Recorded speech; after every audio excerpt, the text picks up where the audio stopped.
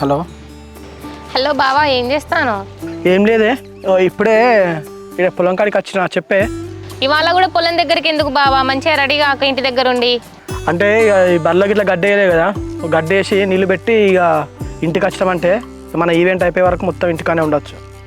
అవునా బావా? బావా ఒకటి అడిగితే నిజం చెప్తావా? ఒకటి కాదే, నువ్వు ఎన్ని అడిగినా నీకు అన్ని నిజాలే చెప్తా. ఏందో చెప్పు.